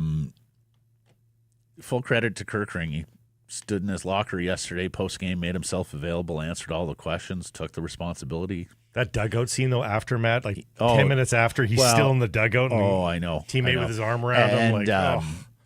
I will say this, though. What I really liked was as he's walking off the field, the Canadian manager of the Philadelphia Phillies, Rob Thompson, and Rob would know a lot of people here in baseball in British Columbia and across the country, meets him at the top step and gives him a hug and is whispering something into his ear. Yep, saw that. Really nice job. Cubs beat the Brewers. They come back from 0-2 down in that series, set up a deciding Game 5 in Milwaukee tomorrow. They'll play whoever wins plays the Dodgers. Cubs-Dodgers. Goddamn. Cubs, Dodgers, Seattle, Toronto. Like, when I think of maybe my perfect Major League baseball semifinals. Yeah, that's pretty damn close. But I hate to see the uniform matchup of Cubs Brewers go for naught here, because we were just watching that in the background during dinner. I was like, can you look at the threads out there right now? Like, the Cubbies will never go out of style. And I was like, so ugly they're beautiful, the Milwaukee Brewers. Like, Mike said to me the other day, I'm so glad Milwaukee has gone back to the old logo with the M and the B in the shape of a... I was doing it with my nephew. I was like, what do you see in that logo? He's like, it's a catcher's man. And the end of the day, it was like his mind exploded in real time before me. It's great. Whitecaps into Orlando tomorrow, where any result gets them back into the first place in the MLS West. Should note, though, a loss puts them into second place on a tiebreaker with San Diego, because San Diego has more wins and the teams would finally be even on games, which they haven't for a long, long time.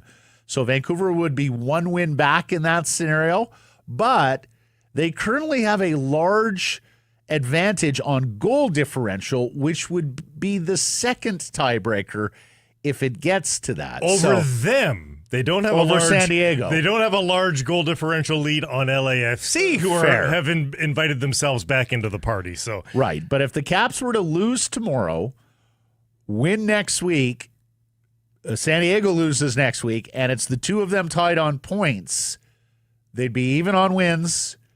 Vancouver would get through on goal differential, at least unless something crazy happens. LAFC needs a win and a draw in that scenario to join the three-way tie at 18 wins. So is there a specific three-way tiebreaker, or? Yeah, there is. I don't have it. Because we're dealing with that in the Canadian Football League right now. I've been talking about that for the last week, that you have your head-to-head tiebreakers, but if there's a three-way tie, it's a different mechanism. I think it would just go to goal differential. I think if it's three-way tie, it goes to goal differential. Sabi, Gald, Rios, and Pipa fully trained yesterday. Hard journalist of Daily Hive on the beat.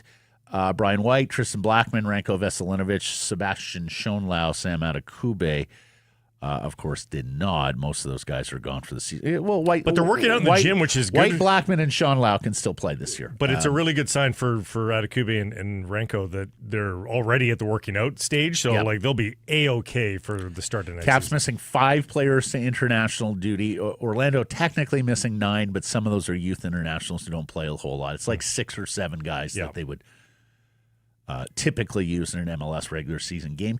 Canada versus Australia tonight from Montreal, a sold-out Stade Saputo, where Gianni Infantino will be there, the FIFA president. So will Prime Minister Carney. It's great. It's great. Ex-Caps keeper Maxime Crépeau will start in his home province. Now, this is interesting, and Jesse Marsh, the head coach, confirmed that it will be Crépeau tonight. Dane St. Clair of Minnesota in the MLS will start against Columbia in New Jersey on Tuesday. Marsh says, quote, I lose sleep at night about telling one of them that they're not going to be the goalkeeper for the World Cup. But let's not have erasure here. This was supposed to be the window where James Pantemis got his crack after making more starts than Crépeau for the MLS Portland Timbers this year. Not often a backup keeper in his club team is the starting keeper for his country at the World Cup. Yeah. Pantemis sadly suffered a suspected concussion, so he's not on this roster. He finally got the call, and now he can't do it. Right, which makes it a little easier for Marsh in this window. We'll see about that November window and whether Pantemis is able to get a start there. This is something that, Vancouver, prepare yourself. We could have a goalie controversy in a different sport right up to next year's World Cup opener. Well, we'll see how all these guys do through these remaining international windows and, of course, club play to finish out this year and when it begins again early next. There's talk of Jonathan Sirois going to Europe. Like, there's Jaden Hibbert has been great, and then Tom McGill. Tom McGill plays in the Premier League. Well, he's on a Premier League roster. there is a lot of goalkeeping depth. A lot of moving parts here. Not a lot of separation either, though. So, like, there's nobody that you can say is with a bullet the best keeper here. Yeah. It actually might be the starting position in the most flux for Canada. Yep. Is that fair when they're all healthy? Yeah. You pretty much have a good idea of who the 10 out players are going to be, but the keeper, we shall see. BC Lions on a bye. They'll be observers for CFL Week 19. That starts tonight in Regina. Saskatchewan 1 win away from clinching the West. They host Toronto, who will not only be without starting quarterback Nick Arbuckle, mentioned that earlier in the week, but also without linebacker Wynton McManus, one of their best defensive players. He's also been shut down for the season with the Argos out of the playoffs. Those Toronto absences will cut deeper next week when Toronto is in Calgary, because first place for the Lions is kind of a long shot here. Saskatchewan is just 1 win or 1 Calgary loss away from wrapping it up. But beating the Stamps for second place is well within BC's grasp. So you hope that the Argos are competitive next week. In that vein, BC is going to be cheering for Hamilton tomorrow as they host Calgary. They can clinch first in the East with a win. Lions also hope that Edmonton can beat Winnipeg at Commonwealth on Saturday. BC 9-7, 1 win better than both Calgary and Winnipeg. They win a head-to-head tiebreaker with the Stamps. They lose a head-to-head tiebreaker with Winnipeg. And in the event of a 3-way tie, they lose to Calgary, beat Winnipeg. They would be the West semifinal visitor at McMahon Stadium should they all finish with the same record. Calgary's lost 4 in a row. They can clinch a playoff spot with a win and an Edmonton loss. Winnipeg wins and clinches their playoff berth. The Bombers, the 5-time defending reigning West Division champions, but will not be hosting the West Final this year. It's not often I watch out-of-town CFL games, but I think I might be busy on Saturday watching Calgary and Winnipeg. Yeah, certainly be casting an eye. You got Cubs and Brewers tomorrow as well. You got Canucks and Oilers. Of course, we'll be at Räty having a party, a hockey watch party, so come on down and join us there. I had a buddy text me last night. He's like, there's just so much sports happening right now. No, I know. Like the last 6 weeks have been ridiculous. Yep. I think because we've got more engagement in baseball. We had like a women's rugby story that we had added to the mix. Yes, we sure did. Whitecaps Lions are super relevant. Well, yeah, typically, and it's been more Whitecaps than Lions, to be fair, but typically at this time of year, one of those two is we're just talking about it as a footnote. Yes. Yeah. Whereas this year, they're both right there. Yeah. And, of course, we don't typically have Blue Jays and Mariners this deep in the baseball playoffs. Results of the Redwoods Golf Course poll question from yesterday. We asked you, who are you most excited to watch tonight? I won't have Blake guess because he was following the results yesterday. The kid, Braden Coots, got 42% of the vote to win.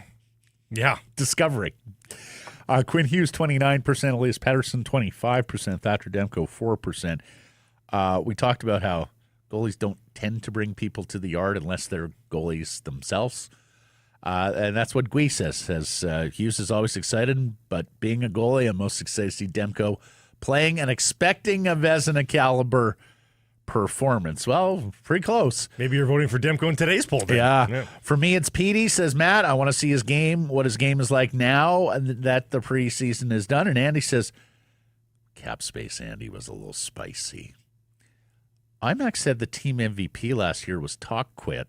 So I'm most excited to watch Foot, see if he can wrap up another MVP for the coach. I was surprised to read that myself. Yeah. Errors and omissions from yesterday's show. Patrick Johnson was not at Rogers Arena. He was at the Soccer Center out at UBC. National Soccer Development Center, yes. Do you have anything else, Blake? I have nothing else. It was that good a show. It always makes me nervous when we don't have E's and O's accounted for written in, because I'm like, there's just no way.